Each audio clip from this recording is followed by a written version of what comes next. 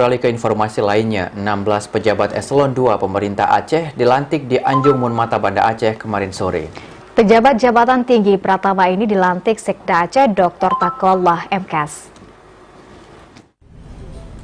Para pejabat yang dilantik, T. Ahmad Dadek, Asisten Perekonomian dan Pembangunan, menjadi Kepala Bapeda. T. Helfijar Ibrahim, Kepala Bapeda, menjadi Kadis Koperasi dan Usaha Kecil Menengah.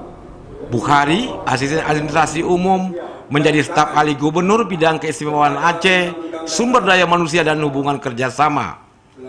Darmansyah, Staf Ahli Gubernur Bidang Keistimewaan Aceh, Sumber Daya Manusia dan Hubungan Kerjasama, menjadi Kepala Sekretariat Majelis Adat Aceh. Iskandar, Kepala Badan Kepegawaian Aceh, menjadi Asisten Administrasi Umum.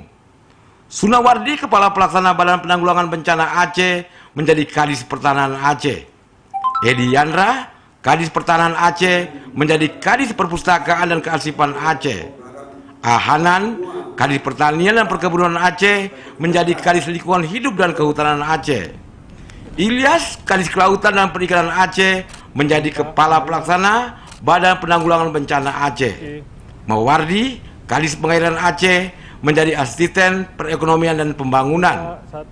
Fajri, Kadis PUPR Aceh, menjadi Kadis Tenaga Kerja dan Mobilitas Penduduk Aceh. Iskandar Syukri, Kadis Tenaga Kerja dan Mobilitas Penduduk Aceh, menjadi Staf Ahli Gubernur Bidang Perekonomian, Keuangan dan Pembangunan. T. Mirzuan, Kadis Perumahan Rakyat dan Kawasan Permukiman, menjadi Kepala Sekretariat Majelis Pendidikan Aceh. Usama, Kadis Pendidikan Daya, menjadi Karo Isra. Zahrul Fajri, Karo Isra, menjadi Kadis Pendidikan Daya, dan Al-Hudri, Kadis Sosial, menjadi Kadis Pendidikan Aceh. Usai pelantikan 16 pejabat eselon 2, dilanjutkan eselon 3 dan 4 pemerintahan Aceh. Tim Liputan TVRI melaporkan.